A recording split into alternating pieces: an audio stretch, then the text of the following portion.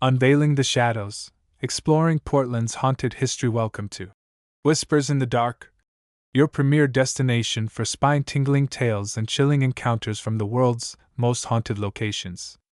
In this episode, we embark on a journey through the mist-shrouded streets of Portland, Oregon, a city where the supernatural seems to thrive amidst its vibrant arts scene and progressive culture. Known for its lush green spaces, eclectic neighborhoods, and innovative food trucks, Portland harbors a secret that only those who dare to look beyond the surface can truly appreciate. It is a city steeped in paranormal activity and haunted by echoes of its past. Portland's unique blend of natural beauty and urban sophistication creates the perfect backdrop for ghostly tales that have been passed down through generations. From its early days as a frontier settlement along the Willamette River to its current status as one of America's most livable cities, Portland has accumulated layers of history that continue to resonate through its buildings, streets, and even its very atmosphere. The city's rapid growth during the 19th century, coupled with its strategic position as a major port, brought waves of settlers, merchants, and adventurers, each leaving behind their own stories, some of which refuse to fade into obscurity. What sets Portland apart from other haunted cities is its distinctive combination of factors that seem to amplify supernatural phenomena. The city's frequent foggy nights create an eerie ambience that perfectly complements its Victorian architecture and historic districts. The dramatic weather patterns, characterized by sudden rain showers and rolling mists, add an extra layer of mystery to its already enigmatic streets. Moreover, Portland's reputation as a haven for free spirits and nonconformists has fostered an environment where paranormal experiences are often embraced rather than dismissed, leading to a rich collection of documented hauntings and ghostly encounters. As we delve deeper into Portland's haunted landscape, we'll uncover how the city's complex history, shaped by Native American legends, pioneer settlements, and industrial expansion, has created a fertile ground for supernatural occurrences. From tragic events and violent crimes to unexplained disappearances and mysterious deaths, Portland's past is riddled with incidents that continue to manifest in the present day. These elements combine to make Portland not just another haunted city, but a veritable treasure trove of ghostly tales waiting to be discovered and shared. Join us as we peel back the veil separating our world from the supernatural, exploring 11 of Portland's most notoriously haunted locations. Each site tells its own story of tragedy, mystery, and the enduring presence of spirits who refuse to leave their earthly anchors behind. Whether you're a skeptic seeking rational explanations or a believer chasing authentic encounters with the paranormal, Portland's haunted places offer something to challenge your perceptions and stir your imagination. So dim the lights, settle into your seat, and prepare to explore the dark side of the City of Roses, where every corner might hold a ghostly surprise waiting to be uncovered. The haunting of the Pittock Mansion, a legacy of love and loss perched majestically atop West Hill, the Pittock Mansion stands as both a testament to Portland's Gilded Age prosperity and a beacon for those seeking supernatural encounters. Built in 1914 by Henry Pittock, publisher of the Oregonian, and his wife Georgiana, this French Renaissance-style chateau quickly became a symbol of Portland's emerging wealth and cultural refinement. Yet beneath its elegant facade lies a tapestry of tragic events that have woven themselves into the fabric of local lore, transforming this architectural masterpiece into one of Portland's most actively haunted locations. The Pittock family's history is marked by both triumph and heartbreak. Henry and Georgiana, who had moved west in a covered wagon at the age of 18, built their newspaper empire from humble beginnings. Their success allowed them to construct the mansion they had always dreamed of, complete with panoramic views of Mount Hood and the surrounding landscape. However, their happiness was marred by personal tragedy when their daughter Lucy died unexpectedly in 1907. This devastating loss cast a shadow over the household that many believe still lingers within the mansion's walls today. During the Great Flood of 1948, nature herself seemed to conspire against the estate. Rising waters from the Willamette River inundated the lower levels of the mansion, causing extensive damage and forcing the family to flee their beloved home. This catastrophic event coincided with Henry's declining health, and he passed away shortly thereafter, leaving Georgiana to spend her final years alone in the vast, echoing halls of their dream home. Many visitors claim to feel the presence of a protective maternal figure watching over the mansion, believed to be Georgiana, ensuring her family's legacy remains intact. Perhaps the most compelling evidence of paranormal activity comes from multiple eyewitness accounts of a spectral woman in white, often seen wandering the grand staircase or gazing out of second-floor windows. Staff members have reported finding fresh flowers placed in unexpected locations, despite strict policies against unauthorized floral arrangements. The mansion's caretakers frequently document instances of doors opening and closing by themselves, particularly those leading to rooms associated with significant family memories. Most hauntingly, several visitors have captured photographs showing ethereal figures standing near the memorial dedicated to Lucy, suggesting that the bonds of love and grief may transcend even death itself. The mansion's servants' quarters, located in the basement level, have become hotspots for paranormal investigators. Former employees have recounted feeling watched while working late hours, hearing disembodied footsteps echoing through empty corridors, and experiencing sudden temperature drops that defy explanation. Some maintenance workers refuse to enter certain areas alone after sunset, citing overwhelming feelings of being followed or touched by unseen hands.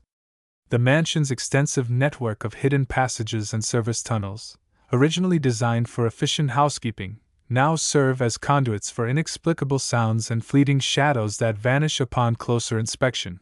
What makes the Pittock Mansion's haunting particularly compelling is the consistency of reported phenomena across different eras and witness types.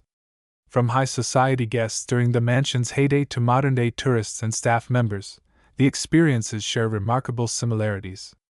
The apparition of Georgiana has been described with such uniformity that researchers have compiled detailed composite sketches based on independent accounts spanning decades.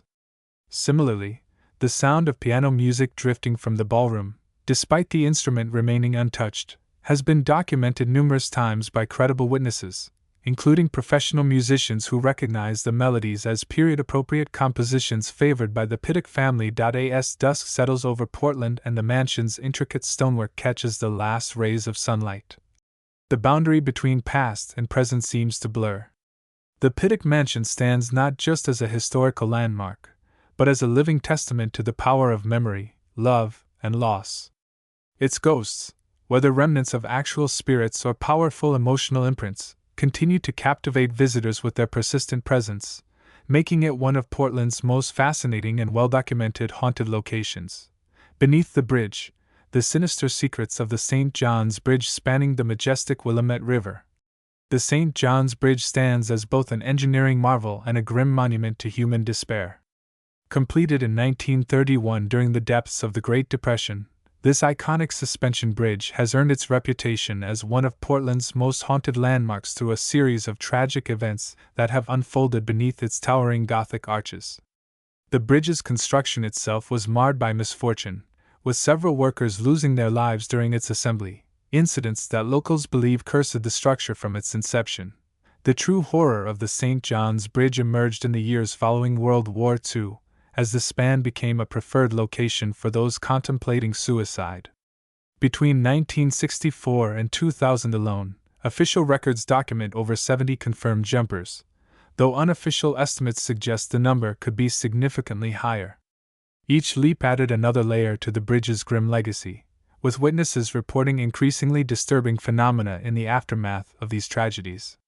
The bridge's central span, standing 408 feet above the river, has become infamous for the chilling screams that echo through the steel cables long after any visible signs of distress. Nighttime security personnel and late-night commuters alike have reported seeing ghostly figures perched precariously on the bridge's railings, their translucent forms dissolving into the mist before anyone can intervene.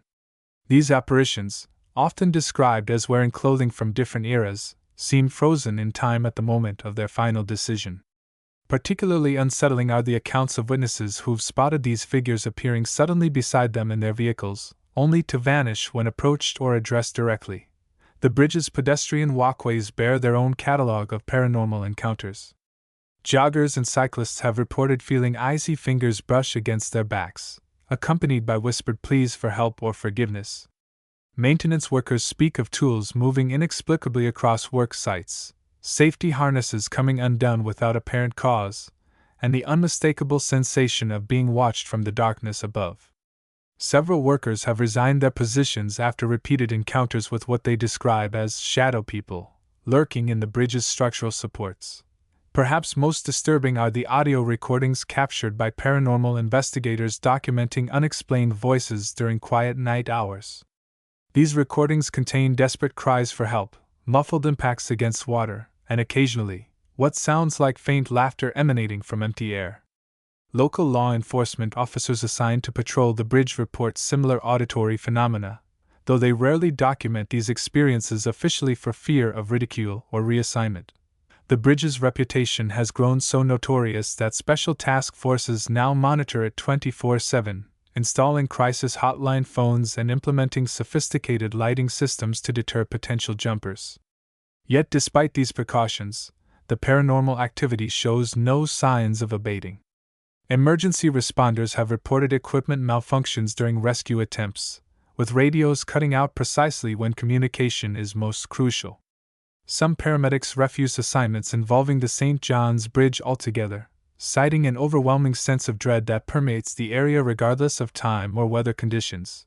The bridge's architectural design, featuring elaborate Gothic towers and intricate metalwork, seems almost purpose-built to amplify supernatural phenomena.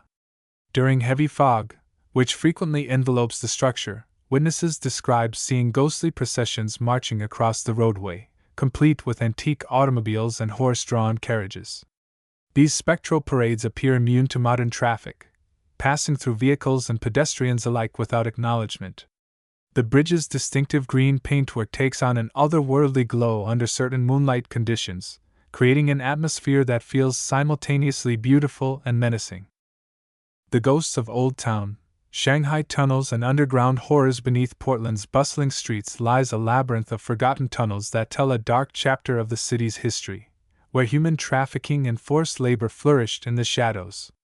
The Shanghai Tunnels, stretching for miles underneath Chinatown and Old Town, served as a sinister network for the practice known as Shanghaiing, the illegal kidnapping of men to serve as sailors on merchant ships.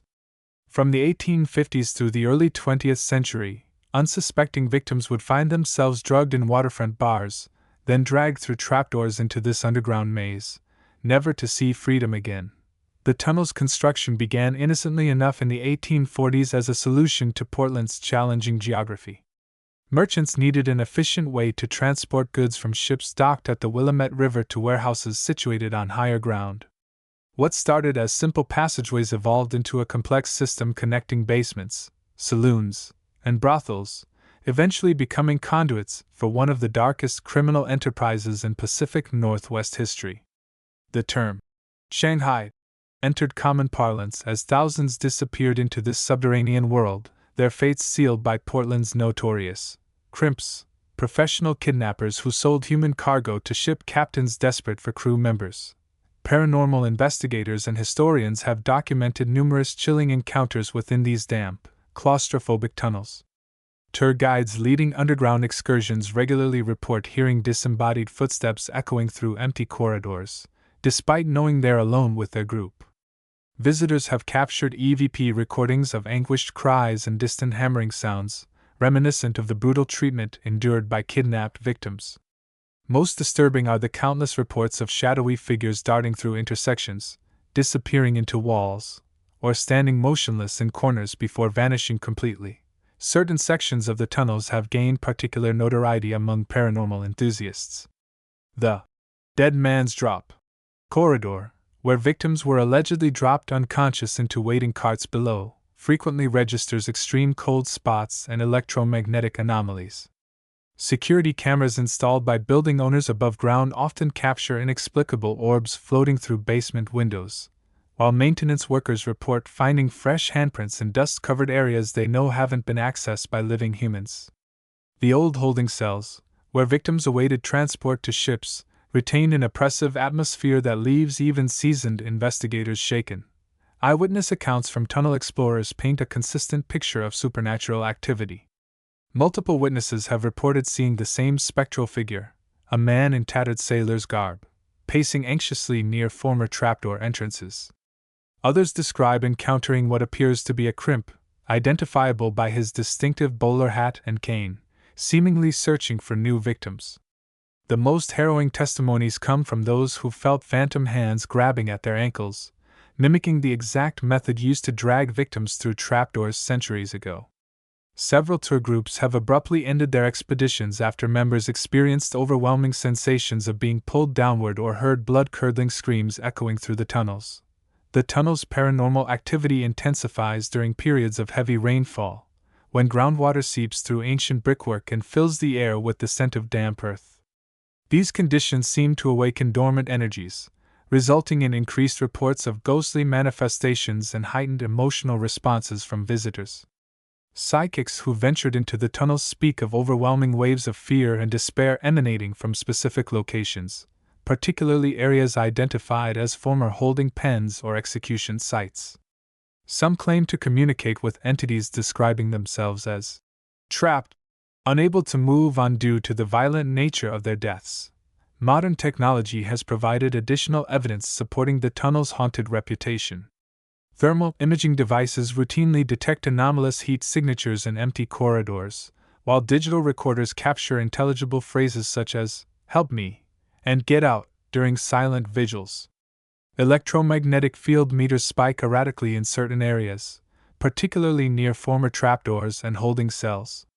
Perhaps most compelling are the photographs showing dense clusters of orbs hovering near known points of entry, their concentrated presence defying conventional explanations of dust particles or moisture in the air.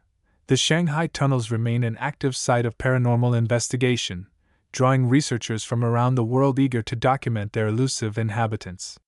While skeptics argue that the reported phenomena stem from suggestion and environmental factors, the consistency of experiences across different groups and eras suggests otherwise. The tunnel's dark history, combined with their physical preservation and continued accessibility, creates a perfect storm for paranormal activity that continues to fascinate and terrify those brave enough to descend into Portland's underworld. The whispering walls of Lone Fir Cemetery, echoes from beyond. Nestled in southeast Portland, Lone Fir Cemetery stands as both a serene resting place and a nexus of paranormal activity that has puzzled visitors for generations. Established in 1846, this 26-acre sanctuary holds more than 70,000 burials, each grave marker whispering secrets from Portland's past. The cemetery's haunted reputation stems not from isolated incidents but from a pattern of supernatural occurrences documented since its earliest days, making it one of the most consistently active paranormal sites in the Pacific Northwest. Among the cemetery's most famous residents is Dr. James C.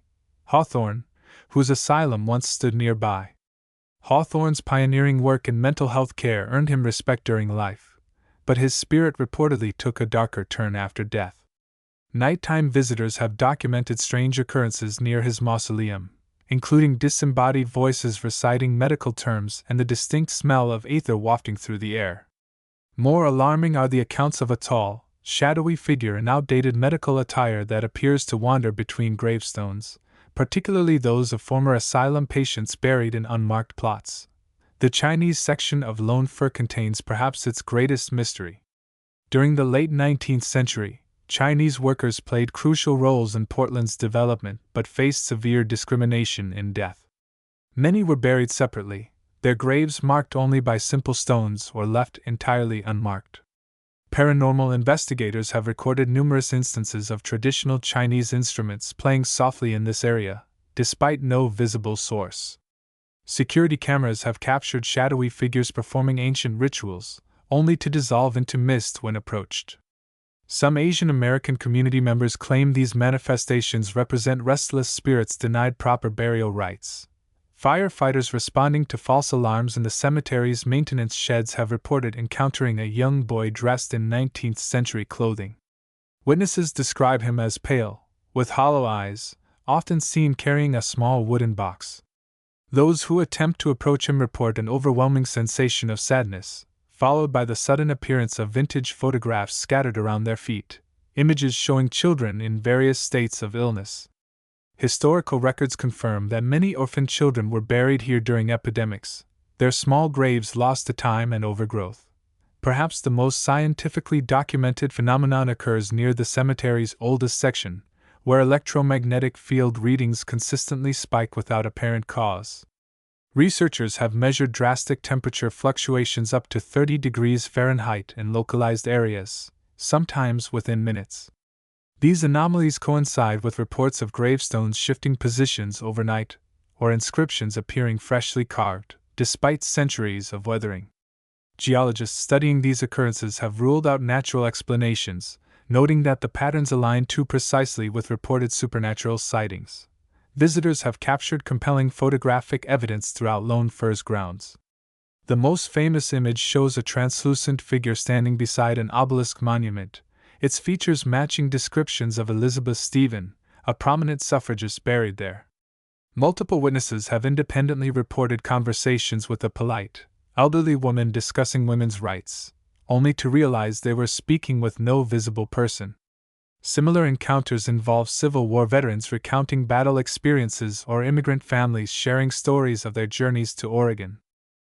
The eternal guests of the Benson Hotel, spectral residents among the living since its grand opening in 1913, the Benson Hotel has stood as a cornerstone of Portland's hospitality industry, welcoming dignitaries, celebrities, and business travelers alike. Yet beneath its luxurious facade and impeccable service lurks a collection of permanent guests who refuse to check out. The hotel's haunted reputation stems from a convergence of tragic events and distinguished visitors whose spirits seem unwilling to depart the opulent surroundings they once enjoyed in life. The most famous ghostly resident is Simon Benson himself, the Norwegian immigrant turned timber baron who commissioned the hotel's construction. Staff members regularly report seeing a distinguished gentleman in early 20th century attire patrolling the hallways, particularly on the upper floors he once occupied. Benson's apparition is often accompanied by the distinct aroma of cigar smoke, despite the hotel's strict no-smoking policy. Housekeeping staff have documented instances of room service carts moving autonomously between floors, only to find Benson's favorite suite prepared for occupation, complete with period-appropriate furnishings materializing overnight. The hotel's Crystal Ballroom, renowned for its spectacular dances and social gatherings, hosts its own supernatural festivities. Late-night maintenance workers have witnessed couples waltzing across the empty floor, their movements perfectly synchronized to music that exists only in the realm of spirits. Audio engineers setting up for events have captured clear recordings of big band music playing during setup hours, despite all equipment being powered down. Particularly striking are the reports of a flapper-era woman in a shimmering silver dress who appears to dance alone near the stage, her form dissolving into sequin-like sparkles when approached. The haunting melodies of McMenamin's Kennedy School, echoes of educations passed in the heart of Northeast Portland. The Kennedy School stands as a testament to adaptive reuse and paranormal persistence.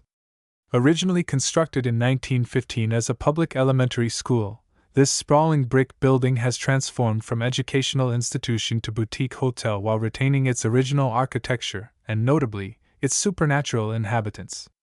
The school's transition to a McMenamin's property in 1997 preserved not only its physical structure but also the echoes of countless childhood experiences, both joyful and traumatic, that continue to resonate through its halls. The most frequently reported paranormal activity centers around the auditorium, where generations of students performed plays, concerts, and assemblies.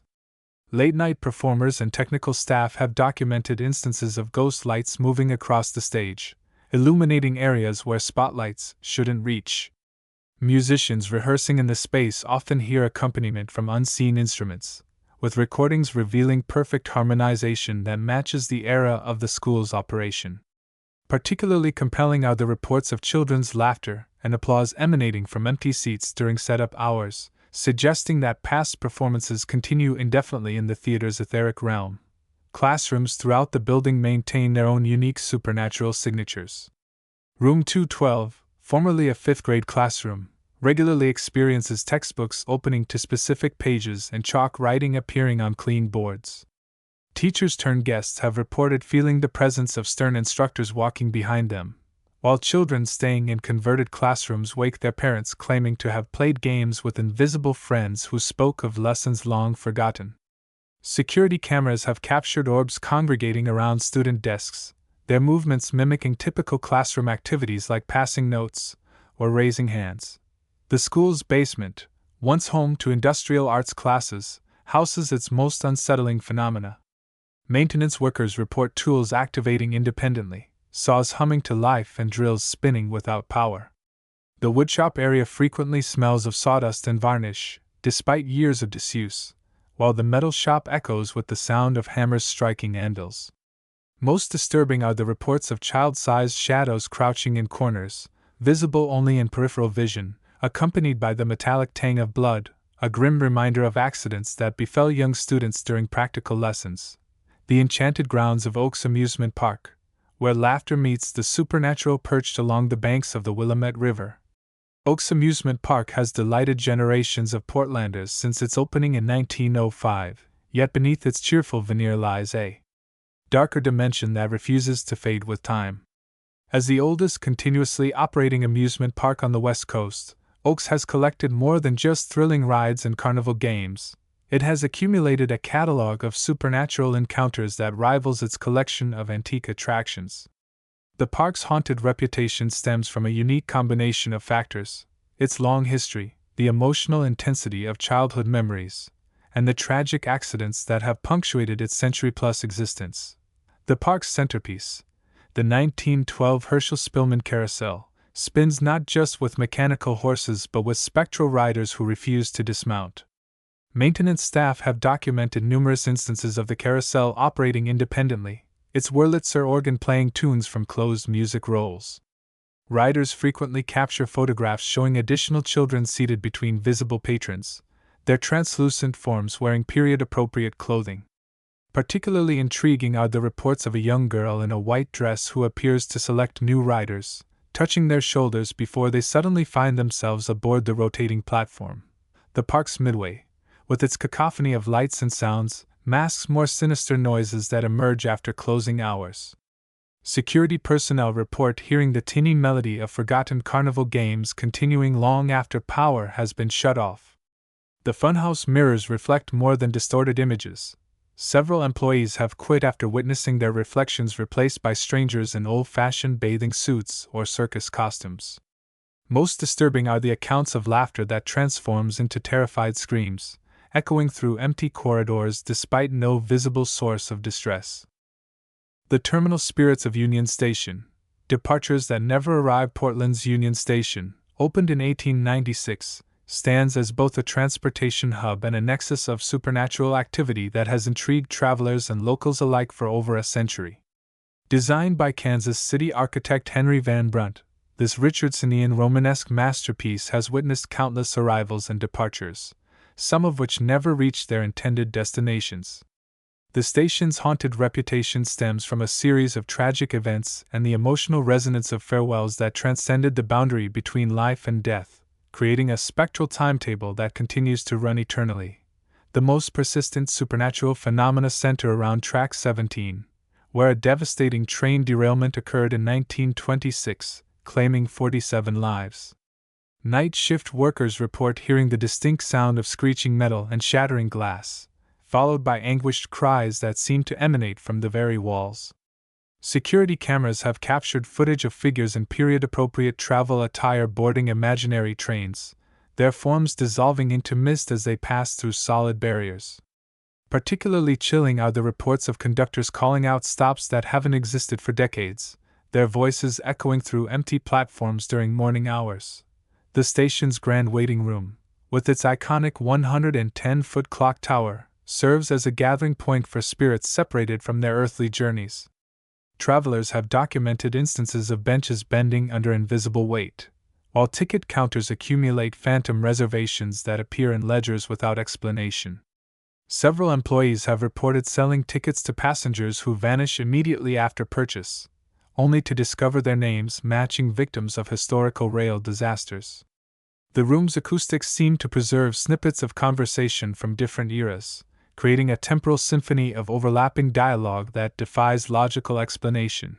Union Station's baggage claim area houses some of its most unsettling paranormal activity. Baggage handlers regularly encounter luggage moving independently across conveyor belts, tagged with destinations long abandoned by rail service. Security personnel have documented suitcases opening to reveal contents from different time periods, corsets, top hats, and sepia-toned photographs that vanish upon touch. Most disturbing are the reports of child-sized bags rocking gently despite remaining unclaimed for decades, accompanied by the sound of tiny footsteps echoing through empty corridors. The station's upper floors, once home to railroad offices, maintain their administrative functions in spectral form. Current tenants report feeling the presence of stern supervisors walking behind them, while office equipment activates independently, printing manifests for trains that never departed. Several businesses have relocated after experiencing what they describe as ghostly audits, with invisible hands rearranging files and accounting ledgers displaying figures that correspond to historical financial records. The executive suites, particularly those once occupied by Union Pacific officials, frequently experience temperature fluctuations up to 20 degrees, accompanied by the smell of aged leather and tobacco smoke. Paranormal investigators have identified patterns linking supernatural activity to the station's operational history. Peak travel seasons bring increased reports of apparitions dressed in period-specific clothing, while holiday periods trigger manifestations of family reunions that never actually occurred. The installation of modern amenities has created interesting interactions between past and present. Automatic ticket kiosks occasionally print receipts dated from previous centuries, while digital departure boards display routes that haven't existed since the steam engine era.